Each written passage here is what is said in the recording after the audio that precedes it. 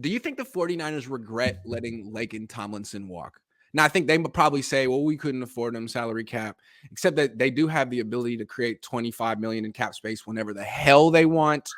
Or what was it, 17, I guess, before he had passed his physical? 17. Like, more than enough to keep Laken Tomlinson. What do you think? Think they're regretting it right about now? Jose? Honestly, don't think they do. I mean, I know on the surface it looks like it. Obviously, Thompson's a better option than anything they have at left guard. But I think knowing in their minds is, hey, we have a chance to trade Jimmy, get his contract off, get a pick, and then finally give our second round draft pick a chance. Who now he's going back to his natural position, so maybe that'll make him round out better. He's got a year under his belt from redshirt season, And the 49ers have touted so much about how great, a redshirt season was for Lance. And he did get a little bit of action in other players. So the idea was, all right, Banks, let's see what you got here. And so far, it's been looking very mid at best. It's nothing that catches your eye or anything like that. I mean, I know, again, just training camp, just preseason and stuff like that. But you would expect something better. I mean, I feel like Burford's been playing better than him. And he's a day 3 pick. Yeah. I think, if anything, what the 49ers are showing is, look, you don't need to go that high for a guard or interior player like that. Why don't you just wait until day 3? You're proving it right now with your right guard and Burford that you don't have to reach that high. And you could have done what you did, Grant, and grabbed that Creed Humphrey or something and looked elsewhere, looked towards the future. Because right now it's like, looking, you guys are reaching. The same thing you did with the guard, the same thing you do with running back. Chase Sermon? I mean, Ty Davis-Price isn't doing anything. I mean, whatever you guys are doing in terms of these positions, you're valuing them too high than what other teams are viewing. Because guards just look like you can get on day 3, and they're kind of proving it themselves with how they're doing right now with Burford. So I don't think they regret it, but I think the process and how they're looking at with guard, because you had to see what you had with Banks, second round pick. You had to get your ROI. But I think that's the only thing they regret more so than anything. All right, everybody wants to have an instant reaction with the quarterback position, so I'll have instant reaction with the left guard. And that's going to be, they regret it. Like, Aaron Banks is, through this preseason, he looks like he's not it.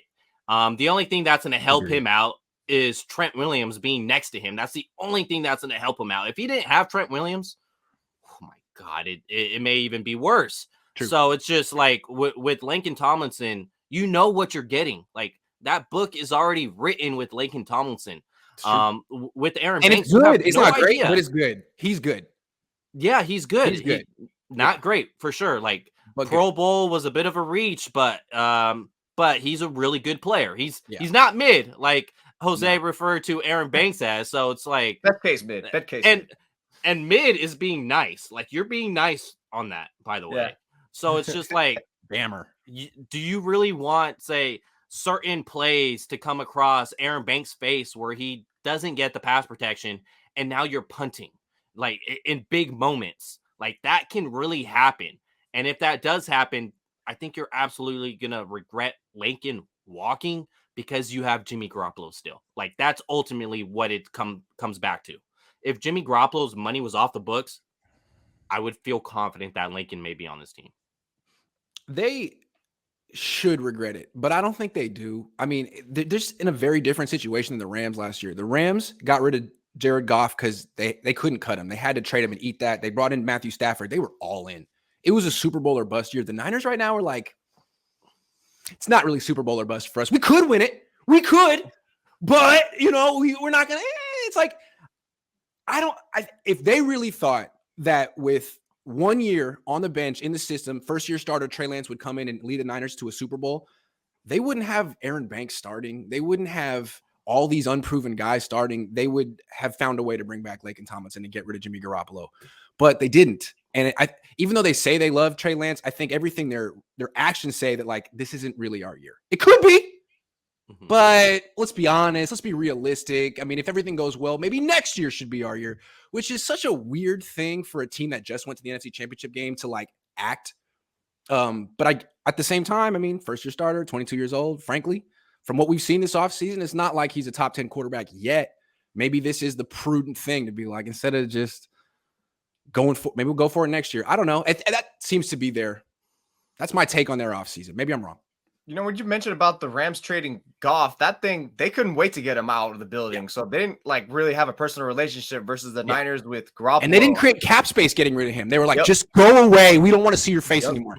And It's your Garoppolo, face. it's like, this is a perfect example of like personal relationship over business, where it's like they didn't want to trade him or cut him early just because like we like the guy, who want to treat him well and stuff like that and make him look good, whatever. Yeah, right. Yeah, That's what right. it kind of feels like to me. Yeah.